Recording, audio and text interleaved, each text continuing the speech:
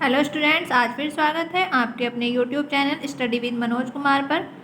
तो स्टूडेंट्स, जैसा कि आप जानते हैं, हमने आपको चैप्टर 5 विद्युत चालन के न्यूमेरिकल करा दिए हैं और आज हम आपके लिए लेकर आए हैं संपूर्ण विद्युत के महत्वपूर्ण फॉर्मूले। और स्टूडेंट्स, आपको कोई भी वीडियो देखने की ज़रूरत नहीं है, आप इन फॉर्मूलों को याद करते रहिए और समझते रहिएगा। अगर आपने ये फॉर्मूले याद कर लिए तो आपको न्यूमेरिकल में कोई भी प्रॉब्लम नहीं आएगी। तो स्टूडेंट्स, आज हम एक साथ आपको सारे फॉर्मूले समझाएंगे, आपको साथ के साथ लिखते रहना है। तो आज का पहला फॉर्मूला है किसी वस्तु में आवेश की गणना। तो अगर हम किसी भी वस्तु में आवेश की गणना करेंगे यानी कि आवेश निकालेंगे तो फॉर्मूला होता है Q बराबर NE। Q है यहाँ पर आवेश, N इलेक्ट्रॉन की संख्या और E है यहाँ पर इलेक्ट्रॉन पर आवेश। इसमें भी दो कंडीशन होती है, एक होगी इलेक्ट्रॉन की कमी। अगर इलेक्ट्रॉन की कमी होती है तो यहाँ होगा धनावेश और इलेक्ट्रॉन की अधिकता होगी तो होगा ऋणावेश।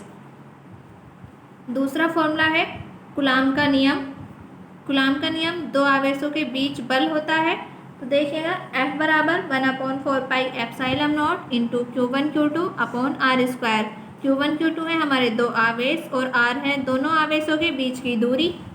यदि आवेशों के बीच माध्यम हो, ये फॉर्मूला कब है? जब वायु तथा निर्वात हो आवेशों के बीच और आवेशों के बीच कोई और माध्यम हो तो फॉर्मूला होता है F बराबर 1/4 पाई epsilon not K into Q1 Q2 upon R square. Third formula students विद्युत क्षेत्र की तीव्रता। तो विद्युत क्षेत्र की तीव्रता का फॉर्मूला होता है E बराबर F/Q0। E है यहाँ पर विद्युत क्षेत्र और F है यहाँ पर बल, Q0 यहाँ पर परीक्षण आवेश। इसी फॉर्मूले से हम बिंदु आवेश पर बल भी निकाल सकते हैं। तो F बराबर हो जाएगा Q इंटू में E। फोर्थ फॉर्मूला स्टूडेंट्स किसी बिंदु आवेश के कारण विद्युत क्षेत्र की तीव्रता। अगर हम किसी भी बिंदु आवेश के कारण विद्युत क्षेत्र की तीव्रता निकालते हैं तो वो फॉर्मूला होता है E बराबर 1/4 पाई epsilon not into Q upon R square. ये फॉर्मूला तब है जब एक आवेश होगा और बहुत सारे आवेश होंगे तो फॉर्मूला आएगा E बराबर E1 plus E2 plus E3 plus dash dash. जितने भी हमारे आवेश होंगे उनकी सारी विद्युत क्षेत्र की तीव्रता जो होंगी उन सबको हम ऐड कर देंगे तो यहाँ पर आ जाएगी हमारी कुल विद्युत क्षेत्र की तीव्रता। 5 है रेखीय आवेश घनत्व। ये हमारा पांचवा फॉर्मूला है। रेखीय आवेश घनत्व का फॉर्मूला होता है लैम्डा बराबर Q अपॉन L। Q है यहाँ पर आवेश और देखिएगा इसका मात्रक होता है कूलाम पर मीटर। तो स्टूडेंट्स, इन्हें आप नोट करते रहिएगा। 6 फॉर्मूला है पृष्ठीय आवेश घनत्व। तो पृष्ठीय आवेश घनत्व का फॉर्मूला होता है सिग्मा बराबर Q अपॉन A। इसका मात्रक होता है कूलाम पर मीटर स्क्वायर। 7 है आयतन आवेश घनत्व। तो आयतन आवेश घनत्व होता है रो बराबर Q अपॉन V। इसका मात्रक होता है कूलाम पर मीटर क्यूब। इन फॉर्मूला को स्टूडेंट्स नोट करते रहिएगा। आप बुक में एक जगह पर कहीं भी सारे फॉर्मूले नहीं मिलते हैं तो हम आपके लिए सारे फॉर्मूले एक जगह लेकर आए हैं। विद्युत के 8 फॉर्मूला देखिएगा। विद्युत द्विध्रुव आघूर्ण। तो विद्युत द्विध्रुव आघूर्ण का फॉर्मूला होता है B बराबर Q इंटू में 2L। विद्युत द्विध्रुव क्या होता है? दो विपरीत आवेश हैं, उनके बीच की जो दूरी होगी 2L, वो और इंटू में एक आवेश लेंगे तो वो हमारा विद्युत द्विध्रुव आघूर्ण होता है। तो P बराबर Q इंटू में 2L। 9 फॉर्मूला है विद्युत द्विध्रुव के अक्ष पर विद्युत क्षेत्र की तीव्रता। विद्युत द्विध्रुव के अक्ष पर विद्युत क्षेत्र की तीव्रता निकालनी। इसमें विद्युत द्विध्रुव में दो कंडीशन होती हैं, एक तो होगा हमारा अक्ष पर और एक होगा निरक्ष पर। तो देखिएगा ये हमारा अक्ष पर है, अक्ष वाले में आएगा E बराबर 1/4 पाई epsilon not into P upon R cube.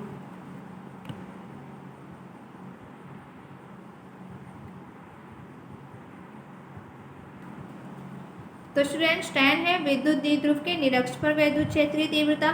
तो निरक्ष पर विद्युत क्षेत्र की तीव्रता आएगी E बराबर 1/4 पाई epsilon not 2P upon R cube. P यहाँ पर विद्युत द्विध्रुव है, R है द्विध्रुव के बीच की दूरी, द्विध्रुव के बीच की दूरी नहीं, जिस बिंदु से हमें विद्युत क्षेत्र की तीव्रता निकालनी है और जहाँ पर निकालनी है उसके बीच की दूरी होती है r। 11 फॉर्मूला है विद्युत द्विध्रुव पर बलयुग्म आघूर्ण। बलयुग्म आघूर्ण निकालेंगे तो हम बलयुग्म आघूर्ण का फॉर्मूला होता है टो बराबर पी साइन थीटा। अगर हम इसको वेक्टर फॉर्म में लिखेंगे सदिश रूप में तो ये हो जाएगा टो वेक्टर बराबर P vector cross E vector. क्योंकि हम जानते हैं स्टूडेंट्स, आपने पढ़ा होगा A vector cross B vector equal होता है ए बी साइन थीटा। तो यहाँ पर ए का काम पी करेगा और बी का काम ई करेगा। इसको लिख सकते हैं हम P vector cross E vector. अगला है समतल कोण। तो समतल कोण का फॉर्मूला होता है थीटा बराबर एस अपॉन आर। यानी कि कोण का फॉर्मूला होता है चाप बटे त्रिज्या। एस यहाँ पर चाप है, आर जो है यहाँ पर त्रिज्या है और थीटा है यहाँ पर कोण। 13 है घन कोण। तो घन कोण का फॉर्मूला होता है डी ओमेगा बराबर D A upon R square. Next है विद्युत फ्लक्स। तो विद्युत फ्लक्स का फॉर्मूला होता है फाई बराबर ई ए कॉस थीटा। फाई बराबर ई ए कॉस थीटा और इसको हम लिख सकते हैं और फाई बराबर E vector dot A vector. अब इसको क्यों लिखेंगे ऐसे, अभी मैंने आपको पीछे बताया है। पीछे क्या बताया कि A vector cross B vector equal होता है ए बी साइन थीटा के, और यहाँ पर जो होगा A vector dot B vector equal होता है ए बी कोस थीटा के। इसलिए यहाँ पर ए का काम करेगा ई और बी का काम करेगा ए। इसको हम अगर खोलेंगे तो ए बी कोस थीटा यानी कि ई ए कोस थीटा, और इसको वेक्टर फॉर्म में लिखेंगे तो E vector dot A vector. ये हमारा, हम इसको वेक्टर नोटेशन यानी कि सदिश रूप भी कह सकते हैं इसका। नेक्स्ट है गॉस की प्रमेय। तो गॉस की प्रमेय क्या कहती है, हमारी फॉर्मूला होता है फाई बराबर 1 अपॉन एप्सिलॉन नॉट इंटू में क्यू। गॉस की प्रमेय कहती है किसी भी चालक का जो आवेश होगा वो 1 अपॉन एप्सिलॉन नॉट टाइम होगा। तो यहाँ से फाई बराबर होगा क्यू अपॉन एप्सिलॉन नॉट, या हम इसको 1 upon epsilon not into Q भी लिख सकते हैं। ये गॉस की प्रमेय का फॉर्मूला है। अगला है अनंत लंबाई के तार के कारण विद्युत क्षेत्र की तीव्रता। अनंत लंबाई के तार के कारण होगा ई बराबर 1 upon 4 pi epsilon not into 2 lambda upon R. तो यहाँ पर लैम्डा जो है हमारा वो रेखीय आवेश घनत्व है, अभी मैंने आपको पीछे बताया है।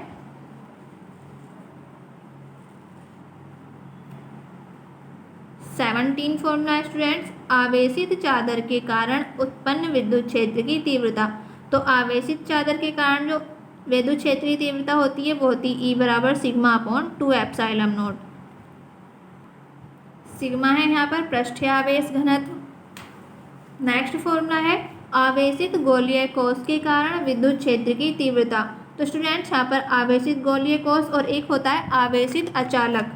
तो आवेशित अचालक अभी हम नेक्स्ट पढ़ेंगे, पहले ये पढ़ लीजिएगा। आवेशित गोलीय कोश, तो गोलीय कोश हमारे 3 तरीके से वहाँ से विद्युत क्षेत्र की तीव्रता निकलती है। एक तो गोलीय कोश के बाह्य बिंदु पर, और एक गोलीय कोश के पृष्ठ पर, और एक गोलीय कोश के आंतरिक बिंदु पर। तो स्टूडेंट्स बाह्य बिंदु पर ई बराबर होगा sigma upon epsilon not into R square upon R square. पृष्ठ पर होगा ई बराबर सिग्मा अपॉन एप्सिलॉन नॉट, और आंतरिक बिंदु पर होगा ई इक्वल 0। यानी कि यहाँ जो विद्युत क्षेत्र की तीव्रता आएगी हमारी वो 0 आएगी। नेक्स्ट फॉर्मूला है आवेशित अचालक गोले के कारण विद्युत क्षेत्र की तीव्रता। इसमें भी 3 तरीके से निकलेगा। आवेशित अचालक गोले के बाह्य बिंदु पर, आवेशित अचालक गोले के पृष्ठ पर, और आवेशित अचालक गोले के आंतरिक बिंदु पर।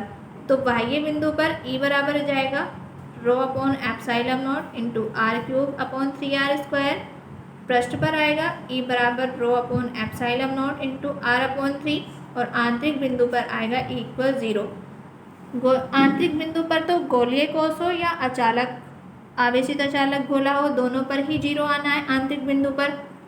तो स्टूडेंट्स इन्हें ध्यान से आप याद कर लीजिएगा और इनको नोट भी कर लीजिएगा साथ के साथ। ये आपके न्यूमेरिकल के लिए बहुत ही इम्पोर्टेंट होने वाले हैं, ये आपकी फर्स्ट यूनिट के हैं। तो नेक्स्ट क्वेश्चन देखिएगा, नेक्स्ट फॉर्मूला विद्युत विभव। तो विद्युत विभव का फॉर्मूला होता है V बराबर W अपॉन Q0। V यहाँ पर विभव है, W होता है यहाँ पर किया गया कार्य, और Q0 होगा यहाँ पर परीक्षण आवेश। इसका मात्रक होता है जूल पर कूलाम।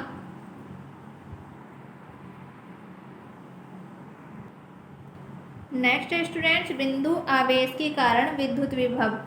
तो अगर हम बिंदु आवेश के कारण विद्युत विभव निकालेंगे तो वो फॉर्मूला होता है हमारा V बराबर 1/4 पाई epsilon not into Q upon R। ये तो किसके लिए है, जब एक बिंदु आवेश होगा। अगर बहुत सारे बिंदु आवेश होंगे तो उनके लिए फॉर्मूला है V बराबर V1 plus V2 plus V3, यानी कि एक के लिए निकालेंगे तो V1 हो जाएगा, दूसरे के लिए निकालेंगे V2 होगा, तीसरे के लिए निकालेंगे V3 होगा, और उन सबको ऐड कर देंगे तो यहाँ पर आ जाएगा हमारा कुल विद्युत विभव। तो यह हमारा बिंदु आवेश के कारण विद्युत विभव का फॉर्मूला है। नेक्स्ट फॉर्मूला है स्थिर विद्युत स्थितिज ऊर्जा।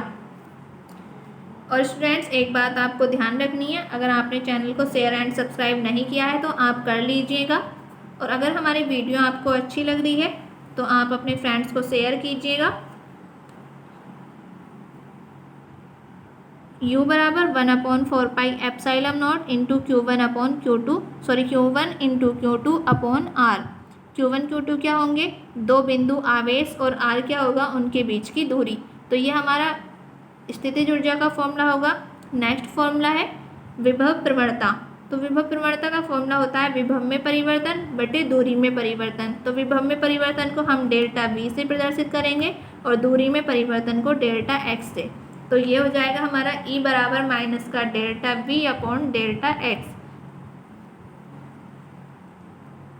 नेक्स्ट फॉर्मूला है विद्युत द्विध्रुव के कारण अक्ष पर विद्युत विभव।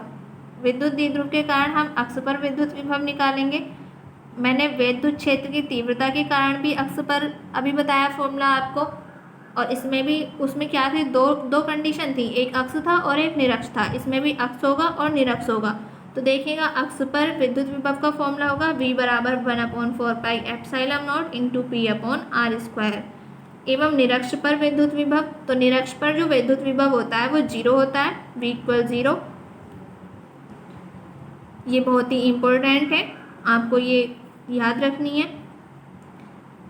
नेक्स्ट फॉर्मूला है विद्युत क्षेत्र में विद्युत द्विध्रुव को घुमाने में किया गया कार्य।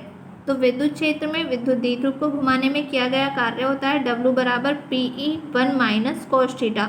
यहाँ P जो होता है वो विद्युत द्विध्रुव होगा और E होगा यहाँ पर विद्युत क्षेत्र। नेक्स्ट फॉर्मूला है स्टूडेंट्स विद्युत धारिता।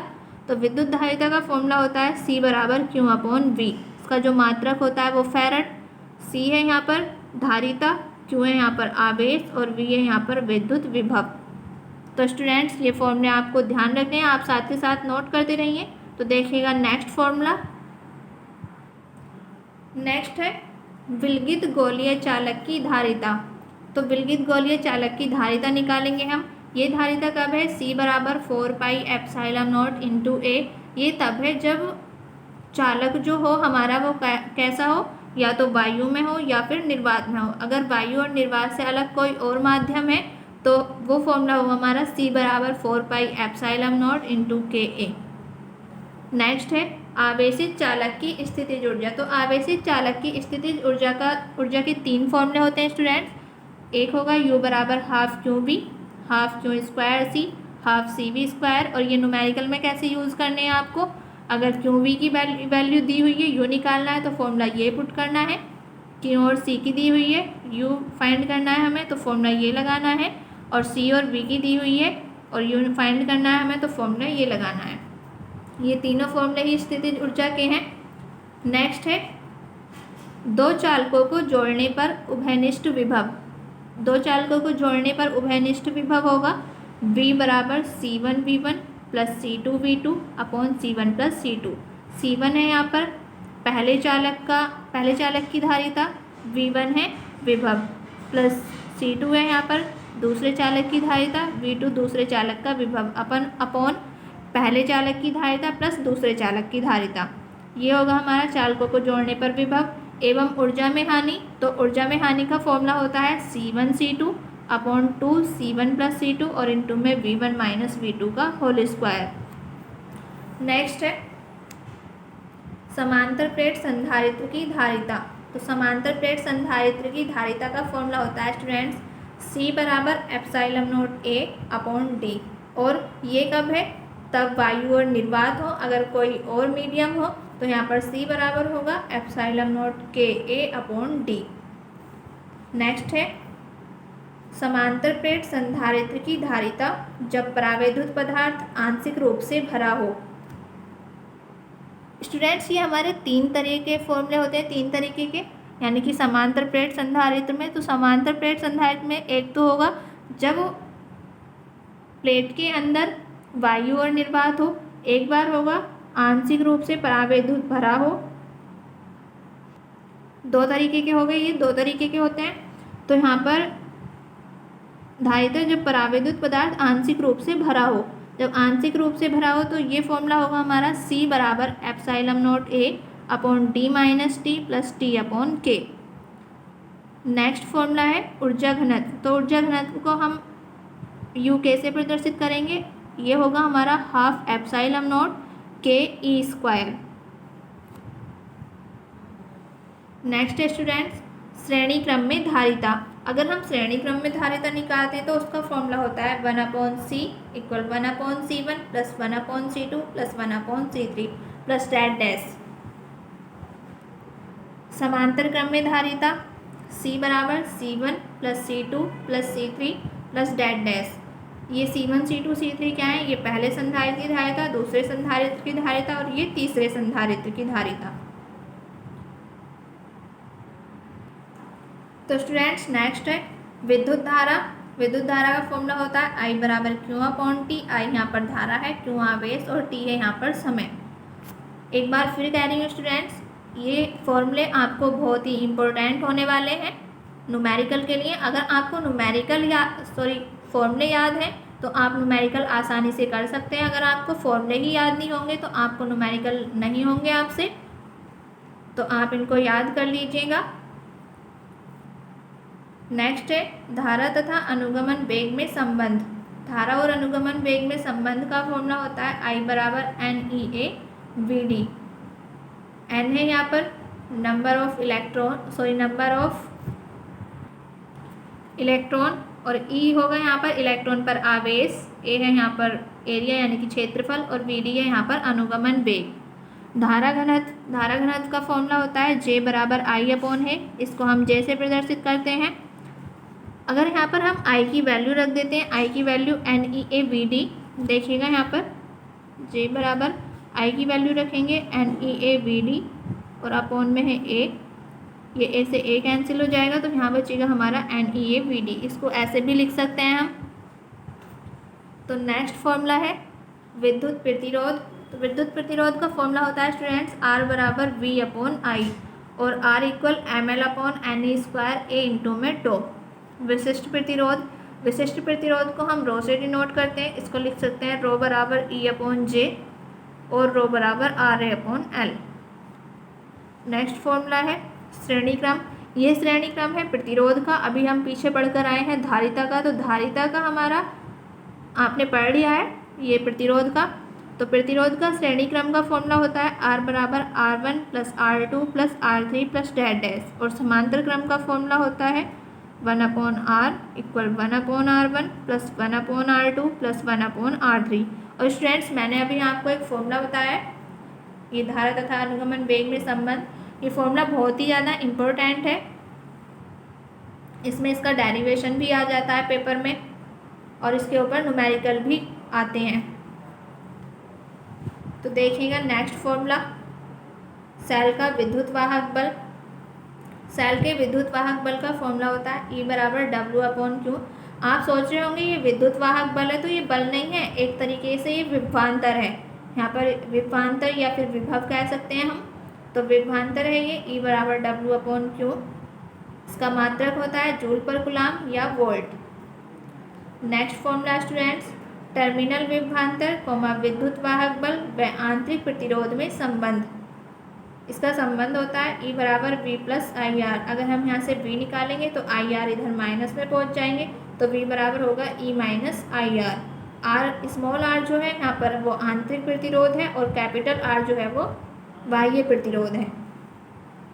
नेक्स्ट देखिएगा आंतरिक प्रतिरोध। तो आंतरिक प्रतिरोध का फॉर्मूला होता है R बराबर स्मॉल r यानी कि आंतरिक प्रतिरोध बराबर R बाह्य प्रतिरोध और ब्रैकेट में E अपॉन V माइनस 1। तो नेक्स्ट फॉर्मूला देखिएगा स्टूडेंट्स किरचॉफ का नियम। तो किरचॉफ के नियम का फॉर्मूला होता है आने वाली धारा इक्वल जाने वाली धारा। तो कोई भी संधि है, इस संधि में हमारी जो आने वाली यानी कि संधि के अंदर जो धारा आएंगी वो तो हमारी कैसी, वो इक्वल होंगी किसके, जो संधि से बाहर जाएंगी। अब देखिएगा ये हमारी संधि है, इस संधि में I1 धारा आ रही है, I2 आएगी और I3 आएगी और बाहर जा रही है हमारी I4, I5, I6। तो हमने I1 plus I2 plus I3 equal कर दिया है I4 plus I5 plus I6। ये किरचॉफ का नियम है।